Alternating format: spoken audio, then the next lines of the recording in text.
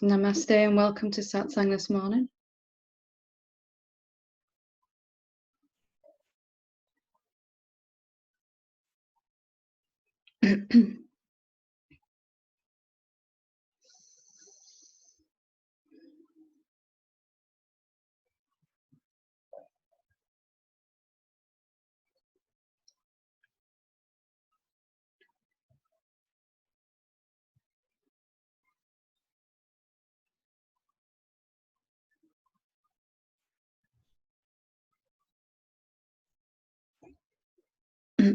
So we've been working on a series of three integral parts of the teaching here, the core of the teaching. Last Monday we looked at meditation, what meditation is, what it isn't. In its most direct form, I should say. There are plenty of other forms of meditation. And then on Thursday evening we looked at self-inquiry, and perhaps the way I presented self-inquiry on Thursday might be slightly different to how you've experienced it before. And I want to finish this set of three with a discussion about contemplation, because it's something that is that was and still is inherently part of my teaching, my own experience, my own transcendence of karmic patterns in particular. And it's perhaps the most powerful tool of all. If you just kind of learn this one thing, it's a kind of an art and a science. And it really is the same as meditation and self-inquiry. You'll see the parallels between them as we go through, hopefully, today. But it is atomically powerful at helping you burst through. We all have these areas in our life where, you know, we can sit in meditation, experience a profound peace and silence, and then our mind starts talking, or some emotion surges, or something happens in our experience, and our attention seems automatically drawn to that, and we may not be able to, in those moments, feel as if we can even access that silence and peace again. It may feel as if we don't have a choice. It's easy to say just stay as a self and meditate, but for myself and for many others, there are certain emotions that come up regularly. There are certain events that happen regularly in our lives, and certain thought patterns that seem to obliterate our ability to meditate on the self in those moments. So contemplation really was something that I kind of discovered, and it wasn't at all what I thought it was. And that's why I want to kind of bring it forward here as part of a vital part of satsang, because it just not only did it allow me to get back to silence in any moment, to that peace, to that real self, but when practiced properly and fully, it will completely destroy the seed of these karmic patterns, these vasanas or samskaras, whatever you want to call them, the areas of our life that are just not going so well, let's just say. So I'm going to explain a little bit about what it is, and then I'll give some examples of questions that we can use for contemplation and kind of the process that we would go through with that. And then later on, I'll open it up if there's any questions. If anybody wants to go through some live contemplation, if they're having a challenge, we can apply what I'm going to say to that particular issue, and it'd be a wonderful thing to share with everyone on this. So first thing is, contemplation is not, I think when I first heard that word, I kind of had this image of Socrates, you know, sort of sitting on a rock somewhere, thinking about things, but it's really so much more than that. It's something much deeper than that. And contemplation is really going to show us where we are still focusing on phenomenal answers in our life. So as in meditation, we began to focus on Monday, or we brought the focus to that part of our experience which is constant. The background of our experience is happening. What's changing and happening and arising in this moment is where the focus of attention goes habitually, and we're training attention to go to the background, to that which is quiet and not changing. And then in self-inquiry, we did that kind of in a more direct way. We looked at all the phenomenal answers that would come up to the question, what really am I, or what is reality? And then as we stay with those phenomenal answers and stay open and stay with the question, eventually the non-phenomenal answer, that which is unmanifest you, that which is not changing, not growing, not becoming, at some point that becomes obvious. It begins to present itself in our experience. So our meditation will show us which thoughts, which experiences, which emotions we still habitually attention goes to, as if we don't have a choice in that moment. So when that happens, when some karmic pattern arises in our experience, it's going to be made up of three aspects. It's going to be made up of some thoughts and usually some negative emotion to varying degrees of intensity, or several emotions all at once, and some experience in our outer world, or in our mind and our body will have some experience. So there's a lack of something we feel we need in our experience, something doesn't show up when we want it to, then there can be fear inside about that, thoughts about it, how we're going to get it, what we're going to do. There could also be anger around that. Why isn't it happening? What am I doing wrong? All of this kind of thing coming up. Wherever we seem to want or need something also, we will have some experience. The karmic pattern will be made up of three things: the experience in our relationships, our finances, our world, or our body, and some negative emotion will be present usually, and some thoughts around it. And you cannot get you can experience the thoughts and emotions without the actual physical event manifesting, but it's still the same karmic pattern.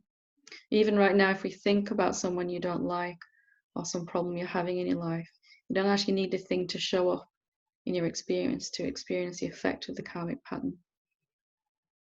So if we can recognize these areas in our life where we've begun to focus on things, and they keep showing up again and again, then we can apply the contemplative process to this. So wherever we are focused on the phenomenal answers to a question, we will keep on experiencing phenomenal answers to that question. Wherever we're focused on the non-phenomenal answer, the silence, the stillness, the peace, the awareness, the self, whatever we want to call it, noumenon, in its unmanifest state, then we'll keep getting more of that. So our karmic patterns can be boiled down quite simply to areas of our life where we're still focusing on phenomena. So I'll give a few examples from my own pathway, my own experience, and then it might sort of bring up within you areas where you can see this is still going on. So in my meditation, I was getting deeper and deeper into the silence, more and more effortless silence, peace, clarity, even a sense of love and bliss starting to develop. And then I would run out of money, or I would run out of time, or I would run out of peace and patience, sometimes all of the above at once. And there'd be some strong emotion, usually fear, sometimes a massive dollop of unworthiness, and then on top of that some anger and guilt. So in those moments it seemed impossible for me to go back to the silence, to recognize that silence. I just couldn't seem to find it. And it became clearer and clearer that when my attention goes to what I'm experiencing, there'll be thoughts and emotions present at the same time, and that my experience in that moment is the mirror of what I'm agreeing with inside. So if I'm agreeing inside in that moment that I need more time, patience, energy, money, peace, whatever it is that I feel I need, then I'm going to have to keep experiencing what I'm agreeing with, which is that I need more of these things. My experience cannot change. So the contemplative process is to bring the focus right back to the silence, to the noumenon, to the stillness, to the peace. How do I do that when there's a strong, surging emotion? Well, I turn what I seem to be experiencing into a question. Is it really true that I need more time, money, peace, enlightenment, whatever it is in that moment? Is it really true? Even though my experience is mirroring back to me my conviction that it is true, I'm going to open it up with this question. The contemplative question is really the problem that we seem to be having turned into a question. And then there's an open stance, like in the self-inquiry process we did last week, to accept, experience, and continue with the question, all the phenomenal answers. So I asked this question, is it really true I need more peace in this moment right now? Even if there's a massive disturbance in the body and our mind is very sure that we do need more peace or more money or whatever it is that's happening. And in this way, we're staying open with the question. We're not going to keep allowing our experience to tell us what we think we need. Because we're allowing it to tell us what we think we need, we have to keep experiencing it. And because we keep experiencing it, we have to keep believing we need it more. And around and it goes. So contemplative process is going to shortcut this loop that we're stuck in. So, okay, even though it seems as though I do need right now, I'm going to ask, is it really true that I actually need this thing, whatever this thing is? It could be something very tangible like money, or it could be something very intangible like peace, compassion. Do I really need acceptance? Do I really need love? Do I really need enlightenment even? And first thing that's going to happen, like with self-inquiry, is we're going to get all the phenomenal answers to that question. Our mind's conviction that yes, we do need. And then as we stay with the question, our mind's thought frequency is going to enlighten, and the thought may come, actually, no, I don't need. I can see that I'm stuck in this loop, but I don't really need it. I'm experiencing it because. So mind will give these more positive, more enlightened answers. Still, they're phenomenal answers. If we stop at the positive thought answers to this question, we're going to keep going around because thought is in duality. And then if we continue to stay with this question, is it really true I need or I want whatever it is in this that we're putting in, fill in the blank with your experience? Then we're going to go to the emotional answers. So first is fear, guilt, anger, unworthiness, shame, everything we could possibly experience, irritation, frustration, any and every negative emotion, even all of them kind of bundled together as this massive sense of overwhelm in that moment, where there's just so much energy, it seems to be overwhelming the system, the nervous system. And then as we stay with the question, we're also going to experience much more positive emotional answers, a sense of relief, a sense of lightness, a sense of opening, a sense of something shifting inside, maybe a slight smile or a joy coming eventually, the longer we stay with this question. And then as we continue with the question, our experience is going to start to change. And how we feel inside is going to start to change. Eventually, at some point, the silent witness, the emptiness, the nothingness, formless awareness, beingness, consciousness, whatever we're calling it, is going to present itself as an answer to this question. Now, if we stop at any of the thought, emotional, or experiential answers, then we're going to be continuing the loop, because there really is only two types of answer to a karmic pattern, and that's the phenomenal ones and the non-phenomenal, unmanifest answer. If we stay with the question in our contemplation, until all we experience is silence, emptiness, nothingness. Whenever this situation arises, or whenever the emotion arises, or whenever the thoughts come, we can ask this question immediately and allow it to open our experience up. And when we allow our contemplative question to come back to the silence, we take it back to the silence every single time, we are destroying the seed of this karmic pattern, which is that we haven't,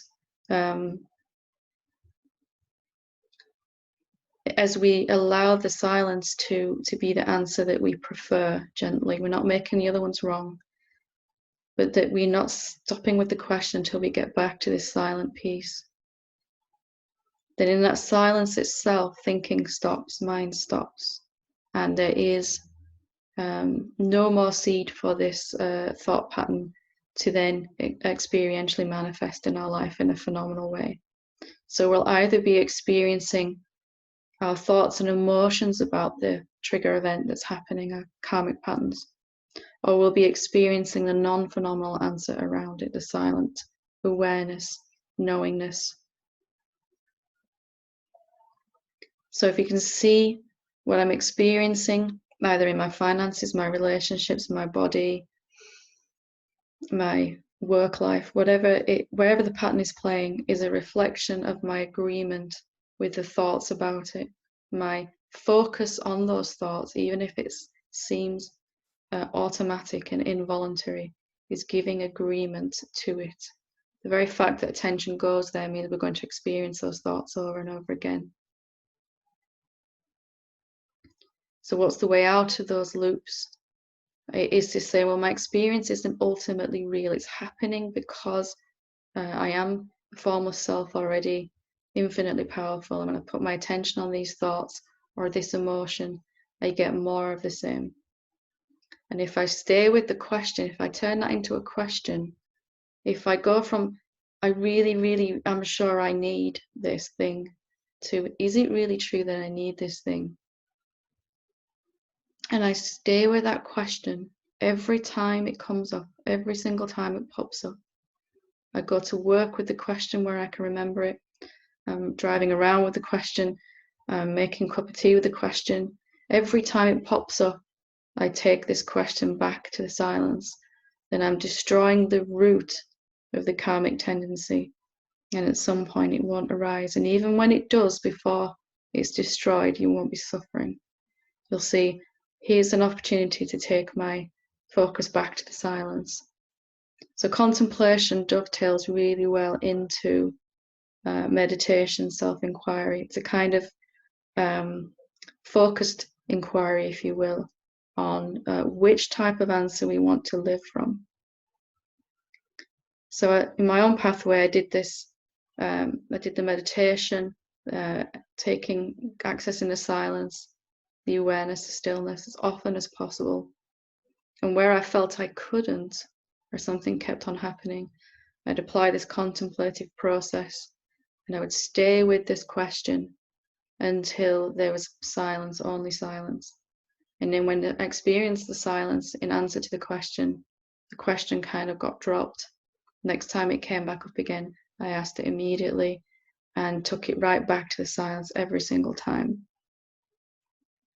If you look at your life and the areas where your life isn't functioning so well, or where your meditation gets disturbed, or where your awakening seems to be sabotaged, it will be where you're really agreeing with thoughts or emotions about something, or allowing experience to kind of tell you some experience happens and there's some inner agreement that this is, yes, I need.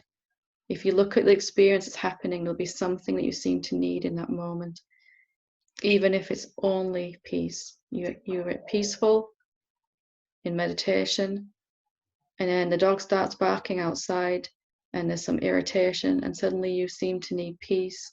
Are you going to agree in that moment, I need more peace, I've lost it? Or are you going to ask, is it really true that I need peace? And peace can arise then even with the dog barking. Every time you ask this question, you take it back to the formless answer, the nothingness answer, the emptiness at stillness, beingness, consciousness, the unmanifest you in its pure potential. There is no other way out of these karmic patterns. And in fact, from applying this contemplative process, then our karmic patterns are places that our life isn't functioning. Our vasanas can become an aid to our meditation to take it deeper. And then eventually the situation just won't happen at all. And even if it does, it will mean it won't disturb your effortless focus on the silence that you are. And this is probably why you've heard other teachings say that silence is the ultimate answer. Because only in the silence, in the formlessness, in the nothingness, in the beingness, is thought completely stopped, and also the root of thought. So in deep sleep, thought stops, but the seed, the root of thought, which is the tendency to focus on the phenomenal answers that we get to these questions, these issues, only then has that been extinguished. Only in the silence is thought not being proliferated. Nothing wrong with thought, but the more you wake up, the more power you have in the mind and body, the more immediately you're going to experience where your focus is. So the only thing we can really have any choice over and need any choice over is where our focus is. So some experience can be happening right now, and in the openness of the question, if you stay open and don't stop at the thought answers, don't stop at more positive thoughts, don't stop at more positive emotions. Those are nice and evidence of questions deepening, that you're staying with the question. But if you stop there, you're going to have to go around again and again and again. And I'm sure that we all could think of an experience that's happened in our life where this is has been occurring again and again in a loop that seems endless to get out of until you can apply this process. So contemplation is a science, it's an art, it's a profoundly practical and simple way to dissolve our karmic patterns, the things that disturb us. And it's immensely powerful when combined with meditation. You access the silence where I can't, I'll contemplate till I get back to silence. Or self-inquiry, what really am I? I'm either going to be focused on phenomenal answers to that question or non-phenomenal answer, the only one that's always there. And the result of all of these three becomes contemplation, self-inquiry, meditation. You can see hopefully that there's very, very similar. They're just a slight twist on the same thing to help when certain things come up. And then the openness of a question will, in self-inquiry and contemplation, will open us back up. Your life is going to show you, is showing you where your attention automatically goes to certain thoughts and emotions. Just because you've been doing that for years doesn't mean it can't stop in this moment. What do I seem to need or want when this thing happens? And can I turn that into a question? And what happens when I stay with that question? Well, is that true actually? With an openness to see. It seemed true because I keep experiencing it, but I keep experiencing it because it seems true. And the thoughts about it and the experience of it are the same one thing. One manifesting in here, one manifesting out there, the same one thing. And there is no other way to get to the root of our karmic patterns in this. Whichever karmic patterns you transcended, even accidentally, have been where we've lost interest in the thoughts and the emotions behind it. The emotion doesn't bother us anymore. It's just a simple, more direct way to apply this across the board. So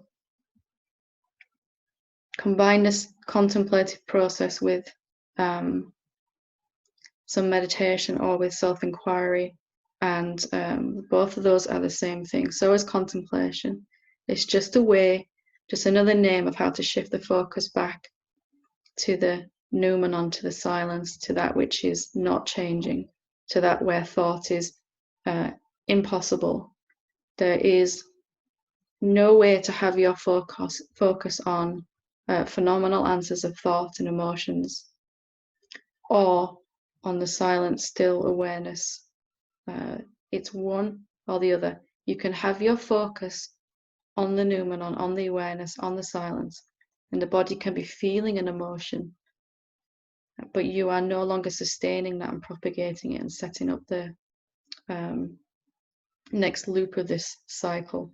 If your attention is on that which is not changing, and the question has taken you back to that, then this could be the very last time you experience this emotion, this pattern, this experience in a particular way it comes.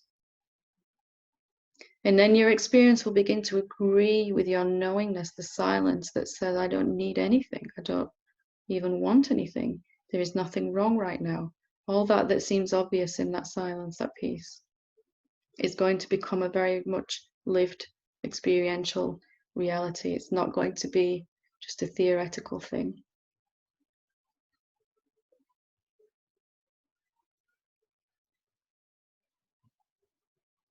It's a simple question. Is it really true? And it's staying with that question until the thoughts, the emotions, and the experience have shifted and you no longer have to experience them anymore. That's when you can drop the question. That's when you fully extinguish the root of this pattern, and not before then, unless you want to go around one more time.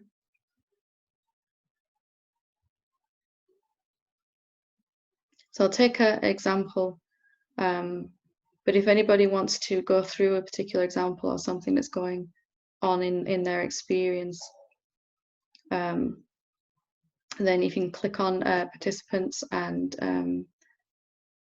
scroll to the bottom of that, and there's an option to raise your hand, or if you just want to ask a question about anything at all, I will take questions after this.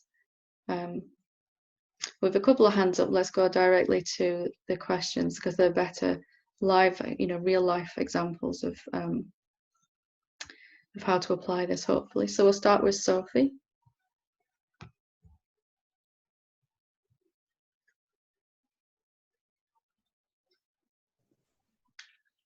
Namaste, Helen. Hiya, how are you doing? Hi. I'd really appreciate some help, because it seems so layered. So I don't know if it's about finding the root question or just keep doing various ones. But my situation is, it's a deep karmic thing to do with my mother. And it's to do with money. So my grandmother's will has been in 2 years, has been a lot of challenge around it. And I just found out that my mother has managed to obscure me and my brothers out of the will. There was a trust, and she has managed to get round that somehow with her lawyer. And so there's this sort of sense of betrayal from my mother. Then there's a real anger about sort of feeling dominated, and a sense of like being, having just utterly been manipulated, which is something in my life, this sort of maternal force that you want to be a loving presence, just has this capacity to kind of like take you over and manipulate and around, and then there's the money aspects that's around that kind of desire for money, which is another layer of it. And then what's the strongest need that's presenting right now? Obviously there could be a need for money, a need for love, as in, from that maternal source, or a need for freedom in terms of not being manipulated anymore. What's the it can show up in many layers, as you said, and this is quite a good example, and I really appreciate you sharing it. What's the strongest need right now that seems to come? It could also be, and probably will be, being experienced as a need for peace. It will seem to disturb your peace. So any one of those, you know, whatever's strongest right now, be what I'd suggest starting with, because the physical situation, the financial situation, the situation in your relationship with your mother, the situation inside, the lack of peace, the sense of disturbance, are all part of one homogeneous thing. So if we look at any particular part of it, any way it's presenting as a need, and stay with that sense of need and question it until all of those parts have disappeared, then it doesn't matter in particular which way we kind of tackle it. But to get the most relief now, let's start with the strongest sense of need. What is the sense of need that comes up?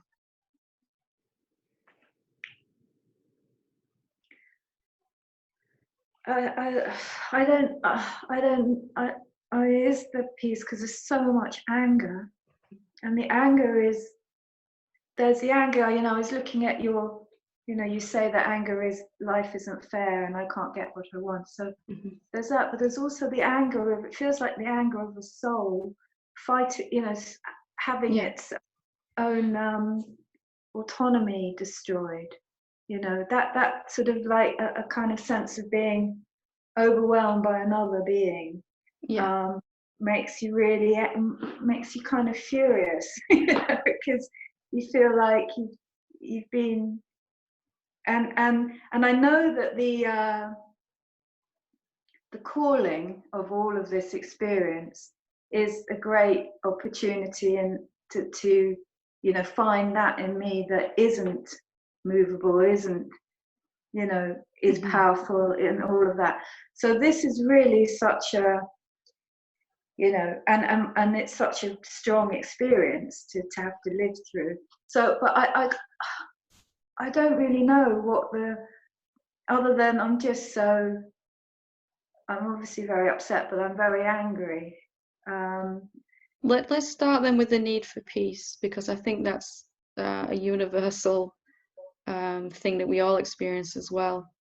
Obviously, it's presenting itself in other ways as well. But we can work through the process right now with the need for peace, because if we can go through anything and experience peace, then we won't be suffering. That's the immediate spiritual first aid we can do to this. And then the longer we stay with this question, it's going to begin to work itself. The effect of the question is going to work itself into the emotions, into the physical manifestation too, and even into the financial manifestation, you know. So the actual way it's presenting financially may never actually get resolved in that way. It's something just as good or better will have to come in to your experience from taking this question all the way, you know. So if we don't hold so tightly of the particular way we want the money or the peace or whatever to come. So if you want to, we can do this right now. We can ask this question, and anybody else that wants to join in that's going through something right now and are feeling disturbed, we can ask this question: is it really true that I need peace right now? And all I want you to do, Sophie, is just to tell me what's happening inside when you ask this question. Is it really true? Even though I seem to need peace, I really, really seem to need peace. Is it really true? And it doesn't matter if there's long gaps between your answers.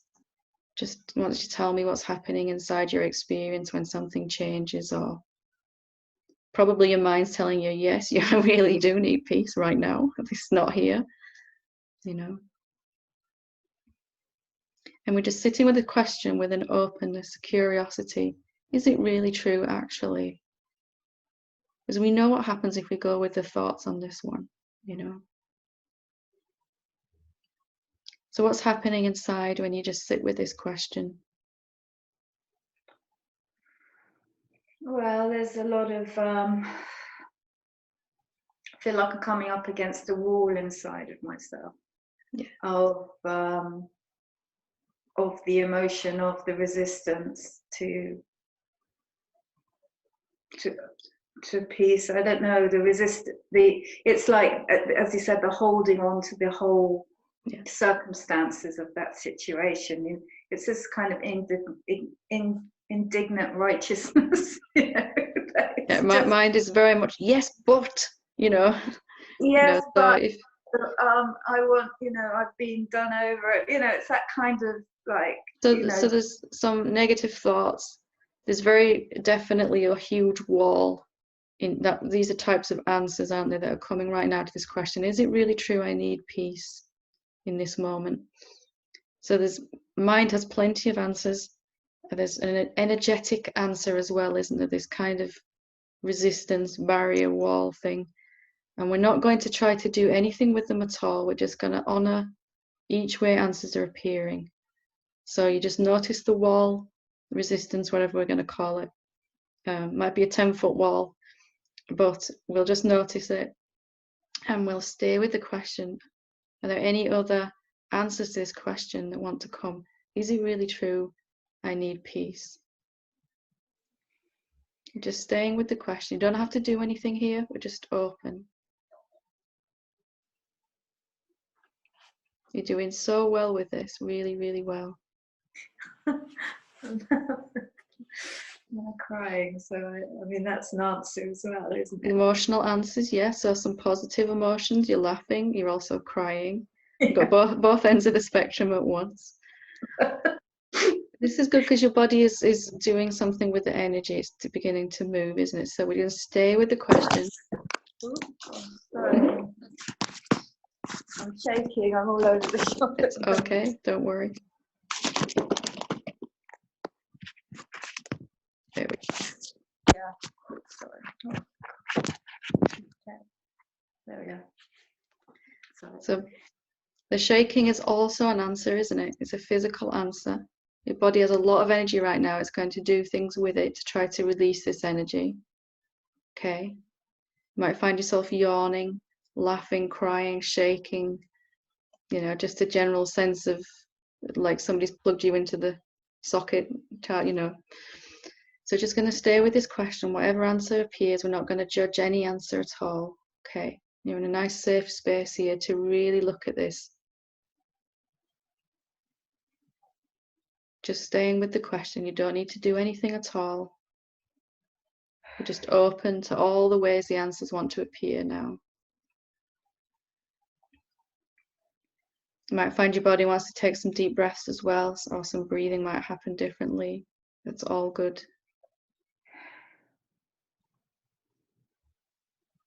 And maybe we can see that perhaps before we've been focused on, we've stopped at the thoughts and the emotions only, out of habit, out of not knowing any other way perhaps.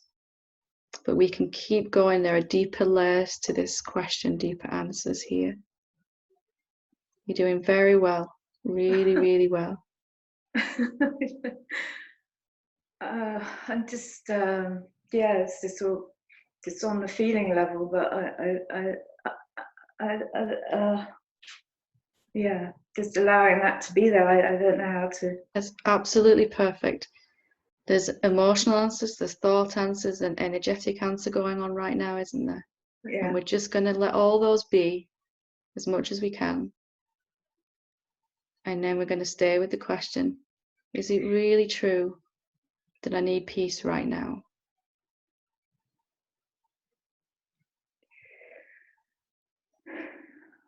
It doesn't matter if it's a long while between your answers, Sophie, you're doing so well. Take your time.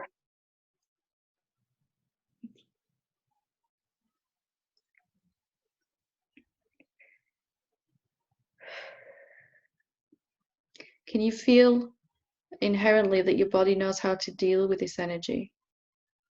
And it can kind of start to do that in the openness of the question a bit more. Good. Yeah. It's I don't worry about what it does. It might do all kinds of things. So. My mind did all kinds of strange things. I think one day I hiccuped for about 10 hours straight. I was dealing with some fear and all kinds of weird things. Laughter at inappropriate moments and all kinds of yawning, stretching. I'm not trying to, I don't sort of think it shouldn't be doing it or anything, but I don't seem to be able to go any deeper than that. So I see it as a healthy release, but it's not. Well, there's nothing we need to do to go any deeper. We're just going to stay with this question. That's all. There's no doing here, okay? There's just an openness of a question. Yeah. Okay. And it's great because it's going to be a lived experiential answer to this question.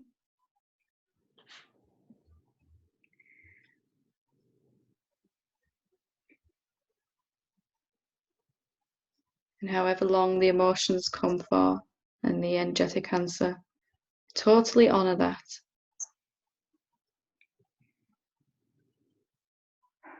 Is it really true? I need to find peace in this moment. Just sitting with that question with a curiosity.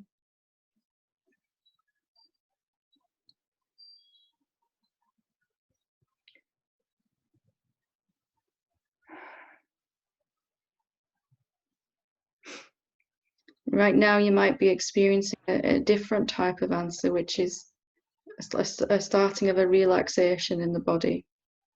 You know, a little bit of letting go. Yeah. So you have thought answers, emotional answers, experience states, and then kind of a muscular answer, which sounds like a strange thing to say, but perhaps our body has just been so tense. And as we stay with this question, is it really true I need to find peace in this moment? The question itself is doing the work here. There's nothing you need to do. Nothing at all. Just to stay with the question. Like I would really like to actually know, just a kind of curiosity.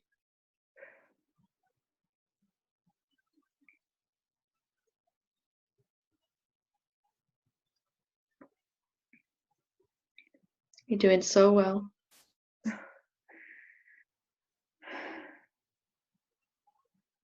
What's happening in the body now? I feel a bit stiller. Yeah, a kind of a vertical feeling somehow, like a kind of from my sort of tummy area, kind of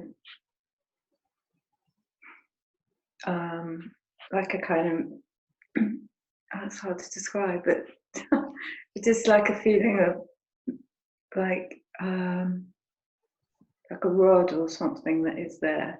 Mm-hmm. Yeah. So just staying with the question, whatever happens. It's a gentle curiosity inside. Even though we've experienced many times that it seems true, we can always choose the question instead. We can stay with the question.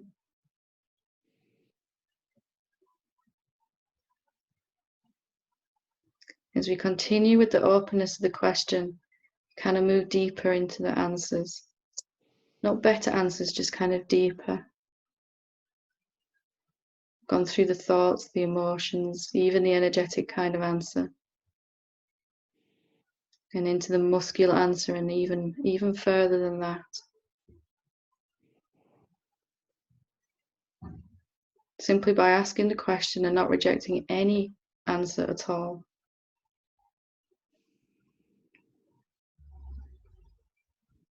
What's happening now then? Well, the mind is saying it doesn't know, but on an energetic level, there's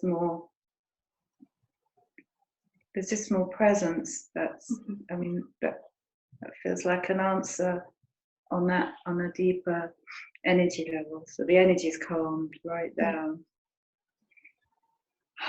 And mind may continue to try to answer this question. There's nothing wrong with that, is there? It's not troubling you right now, your mind, is it? no. Don't try to get rid of any answer at all. They're all valid.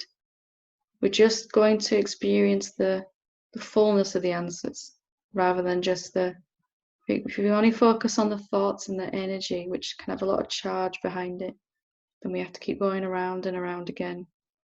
Right now, you're transcending this karmic pattern. Right now, with this question. You're even starting to look a little different. You're getting your zen back, yeah. Okay. Thank you. What's going on in the body now?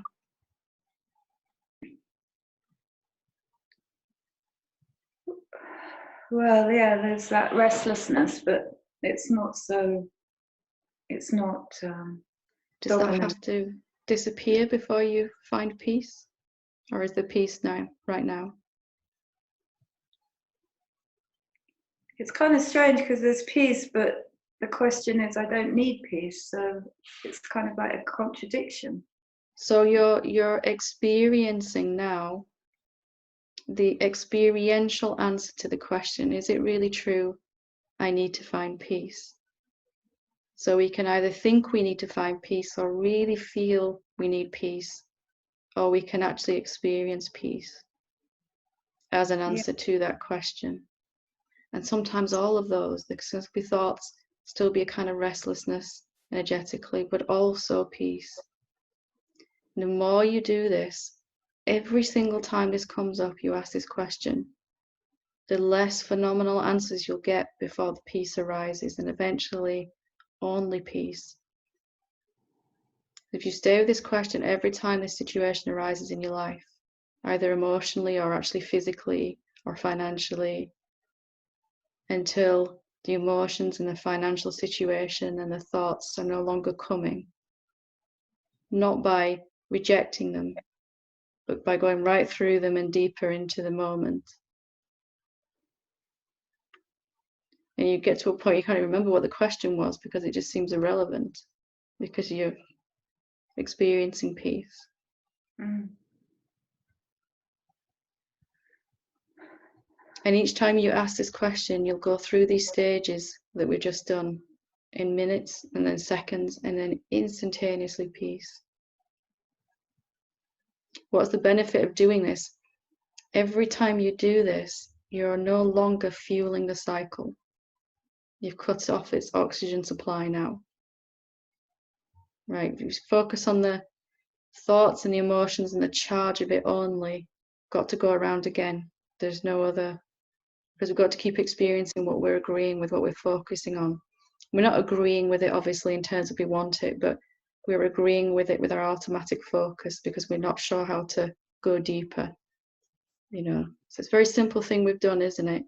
Question, allowing all of the answers. Eventually, the experiential answer to the question is no, I don't need to find peace in this moment. You take it back to that where you're experiencing peace as the answer to that question. If you stop at the phenomenal answers, you're going to keep having to experience being disturbed. Keep needing again and again. Yeah. So if it shows up financially or emotionally or energetically, you can just ask the same question and until it stopped appearing. Right now, there probably isn't a sense of need of anything, even money right now, in this moment.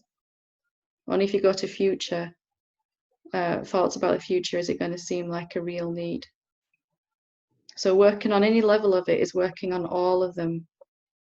You're not agreeing that you need anything in this moment. Even that I need these phenomenal emotions and thoughts to disappear, I'm not even going to agree with that because I'm just allowing everything that wants to come. Yeah. You've done so wonderfully well there, and you've helped so many people with being so brave and sharing. I want to say thank you for that. No, thank you. Really, I don't think I've ever experienced an arising like in that way, so noticeably, you know, or just have it in reflection, just shown in the way it's done. And there's still a lot of emotion moving, so there's tears coming still, but again, and it will be for a while. That this pattern has obviously been there for some time, has been experienced so many times. There's going to be a lot of charge wrapped behind it still. It may come up 3, 4, 5 times with similar intensity before it's allowed, you know, and you just stay with the question. For me, fear and anger was with the big two that were just I don't know, maybe 3 or 4 times where they came up with such intensity, did the same thing every time. They come up with the intensity, but then you're not suffering as you're asking the question. You're not suffering because you're open. You're just allowing. So whatever the body and mind are experiencing, whatever the bank account is experiencing, you don't need to be suffering through it if you're asking the question. If you're agreeing with the assumption, yes, I need, you're going to feel limited, restricted. You know, it's just going to feel horrible. We all know what suffering feels like. If we're asking the question, even while the same pattern is going on and being transcended in that moment, we'll be suffering. There's an openness in that, isn't there? And most importantly, I found, which you're probably experiencing right now, I wasn't fearing these things coming up again because I knew what to do with them. You know, you kind of know it's coming and you know it's going to be awful and you don't know what to do with it. So we're pushing it away. And now you've got a way to work with it when it comes up. And at some point, it will just run out of emotional charge, run out of mental charge, energetic charge. They're kind of all the same thing, aren't they? They're happening in your muscle memory, in your emotions, in your thoughts. And then there's some outer world experience or some pain in the body or something manifesting physically, either in relationships or finances or sometimes all of the above if it's a very chronic pattern that we've had for many lifetimes, many bodies. Wonderful. Thank you for sharing that with us, Sophie. Well done. Thank you so much. And just stick with that question around peace, because that seems to be, because the mind would want to kind of move about with that, and I don't really want to now. I just want that to be my question that I return to, regardless of the circumstances. Sometimes it may seem that you really need money. Sometimes it may seem that you really need peace. Sometimes it may seem that you really need more energy. But if you can see the root underneath that is I need or I want, the more the want has been agreed with, the more it seems to become need. And then the more it manifests in the body is some tension, some negative emotion, and then it's reflecting somewhere in our life as a experience of needing something. So that's the root. You know, is it really true I need anything right now? That's a general catch-all. Sometimes you might feel guided to kind of, well, I really seem to need some money in this moment right now. Let me ask if that's true. Or, you know, it might show up as peace, or if I just feel exhausted, is it really true I need more energy? You know, whichever way it's appearing. Right, yeah. Your own intuitive guidance will tell you what question is.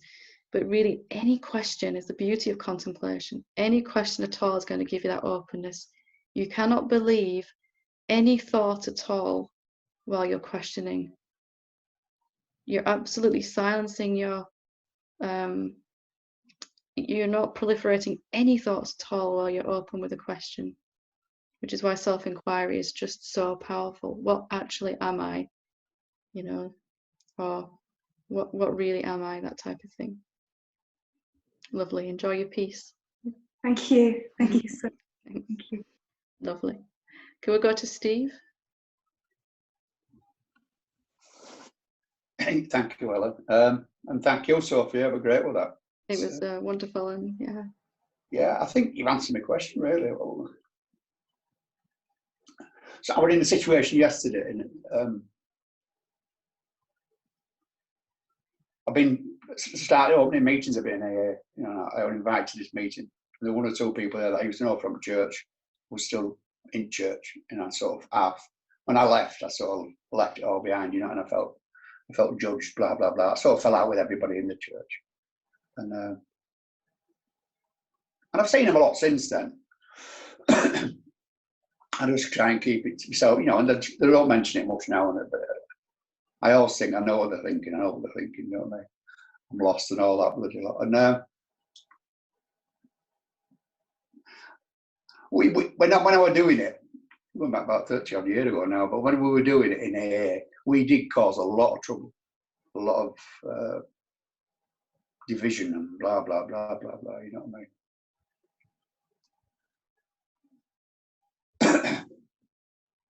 And now when I'm sharing now in meetings, I do share about what's happening with me now at the moment, how I'm looking at stuff, how I'm questioning stuff. I'll talk about not being the mind, not being the body and stuff like that. And sometimes I thought, am I going too far here? Am I trying to tell them I know better now than what you know? You know, like we used to say, when we Jesus, we'll create Christ, we knew you were wrong. And now I'm thinking I may be doing the same thing. I've got to be careful of all that. And then I thought, oh, is it all to do with this? Is it all to do with that? And I realised when I'd shared yesterday, I felt uncomfortable. I thought, I think I've just rocked their boat a little bit. Why do I keep doing this? Why? And I started questioning it all. And I found it hard to get back into my attention back to a quiet place. So it doesn't matter, does it back to sleep? It doesn't really matter, blah, blah, blah. I'm all right, I'm okay. And gradually I got back last night. I sort of settled back into where I was. I'm still trying to, well, why do I feel like that around them? Why am I like that around them? And I've realised, because when you were talking to Sophie, I'm back into that, trying to work it out again. Mm-hmm. And I didn't know what the question. I think I get confused as what question do I ask in this situation. I'm not sure what's going on. I'm just uncomfortable, blah blah blah. But that do I need to be at peace in this situation?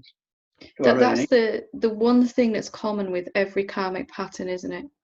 Whether it's manifesting financially or relationships or emotionally or you know some illness in the body or all of the above, the one common factor with all of them, and if you look at all the ways that these vasanas, these patterns have manifested in your life,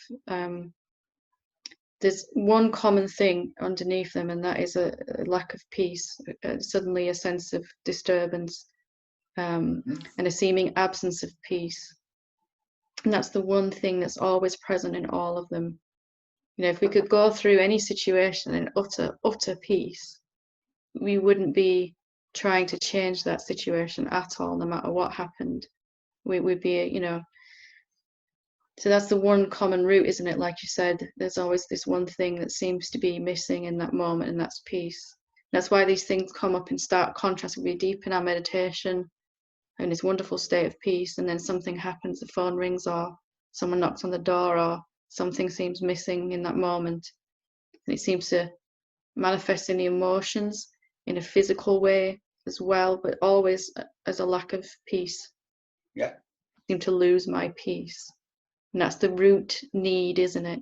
That something can, this idea that something can bring me out of the peaceful place, out of the silence, and that became my really important question for me. Can something bring me out? Is it really true something can bring me out of this?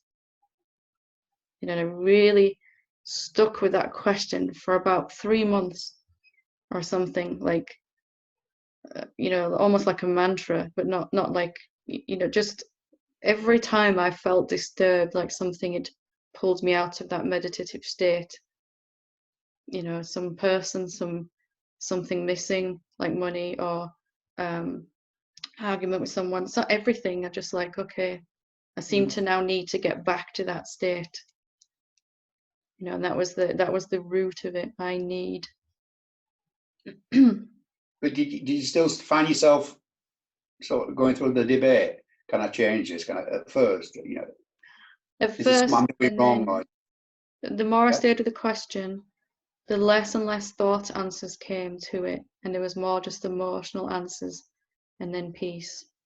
And then the more I stayed with the question, the less emotional answers even there were. There was just this energetic tension in the body, and then peace came, you know, as the final answer. And then when I still stayed with the question, the outer world trigger and even the tension began to disappear. It took a couple of months for the bodily tension, the contractions to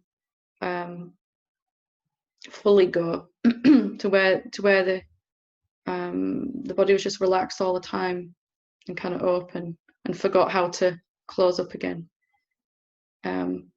But all of that, I wasn't suffering through all of that because I was using the question, the openness of the question. You can't be, the body will experience tension and negative emotion when we believe thoughts. And when we're not believing thoughts with a question, there's openness, you know. And then whatever energies need to move can move.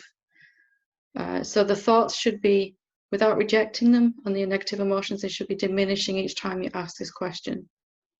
You know, and then there should be less and less phenomenal answers. And eventually the only answer that remains, because your focus has been on it for so long, is the peace, the silence, you know, the stillness. Yeah, I think I'm all right. I think I'm on right track. I'm doing okay with it. It's doing all right, you know, it's working. Good. She said, I thought, well, what's going on here? And then I realised that when you were talking to Sophie, I thought, well, you just didn't know which question to ask. If you know, because the question, can it take me away from it, didn't register this time. But maybe if do I need peace in this situation now still? And I think that might have done it. Yeah, exactly. And even eventually there won't even be a conscious question, there'll just be a recognition.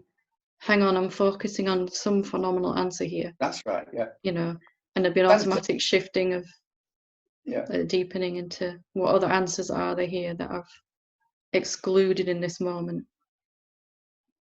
Lovely. Thank you. Keep up the good work. Good. Fantastic. Okay, we will leave it there for today then.